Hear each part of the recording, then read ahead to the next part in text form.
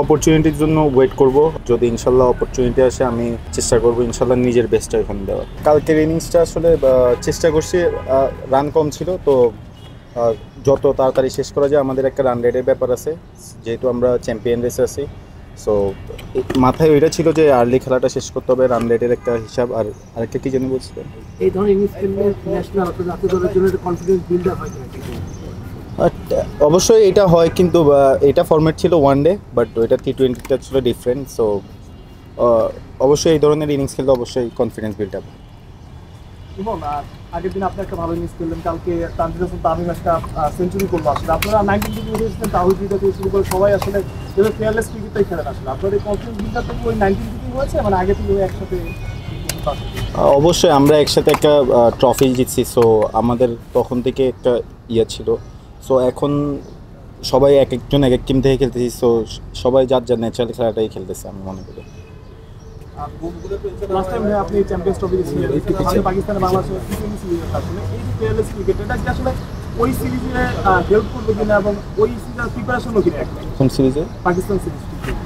আচ্ছা, ওইটা এখনও দেরি আছে, আমাদের ওইটার আগে প্রিপারেশন থাকবে। সো এখন যেটা আছে এটা নিয়ে আসলে আমি প্ল্যান করতেছি, যেহেতু এটা ওয়ান ডে ক্রিকেট। সো আমি ওয়ান ডে ক্রিকেটের মতোই প্ল্যান করতেছি।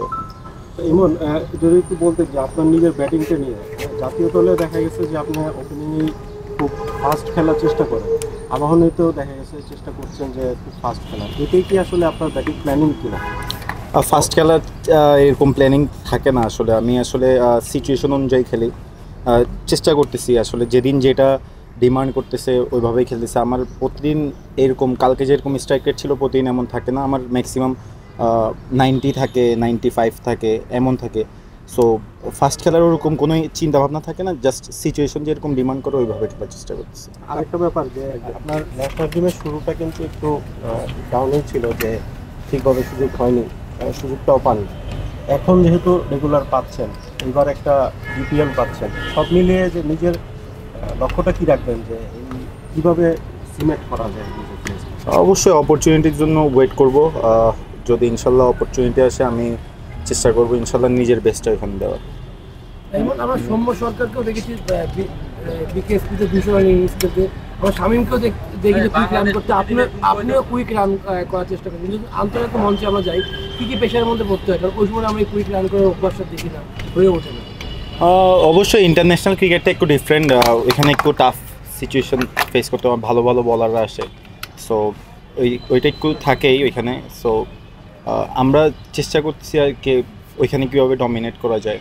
সো আমাদের চিন্তাভাবনা ওইভাবে ওরকমই থাকতে হবে যে ইন্টারন্যাশনাল ক্রিকেটটা কীভাবে ডমিনেট করতে পারে। জিম্বাবুয়ের বিপক্ষে নাহিদ রানা প্রথম টেস্ট খেলবেন, এরপর PSL খেলার জন্য চলে যাবেন।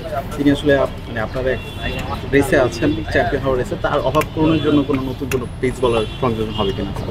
নাহিদ রানা একটু তো ওর ইয়েটা থাকবেই, কিন্তু আমাদের যারা এখনও বসে আছে তারাও ভালো বলার। আমাদের রিপন মণ্ডল ফিট হইলো মাত্র, সো অবশ্যই একটু থাকলেও ইনশাল্লাহ ওইটা রিপন মণ্ডল কাভার করতে পারবে। আর আরও বলার আছে, এনামুল আছে, মৃত্যুঞ্জয় আছে। সো ইনশাল্লাহ ওইটা কাভার হবে, সমস্যা হবে না ইনশাল্লাহ।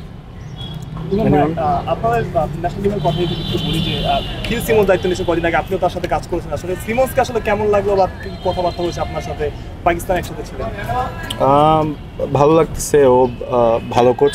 সো কথাবার্তা বলতেছি বিভিন্ন ব্যাটিং টেকনিক, বা ও চায় আসলে আমরা যেন ভালো করি। সো বিভিন্ন টেকনিক নিয়ে ও মাঝে মধ্যে আমাদের সাথে কথা বলে। সো আমার থেকে ভালো লাগছে। আপনারা এখনো টেবিল টপার, আবাহনী প্রতিভা যেরকম হ্যাভিওয়েট দল করে, এবার আসলে দলটা অত হ্যাভিওয়েটটা, তারপর অনেক ভালো ভালো ক্রিকেটার আপনাদের টিমে আছে। আসলে আপনি কি মনে করেন এখন পর্যন্ত আপনারাই চ্যাম্পিয়নশিপের দলে সবচাইতে এগিয়ে আছেন, বা আপনারা এখন পর্যন্ত ফেভারিট চ্যাম্পিয়ন হবেন? হেভি ওয়েটটা আসলে হচ্ছিলো আমার মনে হয় ইন্ডিভিজুয়াল ডেতে যে ভালো খেলে সেই হচ্ছিলো ইম্পর্টেন্ট। সো হেভি ওয়েট আর ইয়া না। সো আমরা ভালো করতেছি, যার কারণে আমরা এখন টেবিল টপার আছি। সো ইনশাল্লাহ আমরা চ্যাম্পিয়ন হওয়ার চেষ্টা করব। ডান, থ্যাংক ইউ ভাইয়া।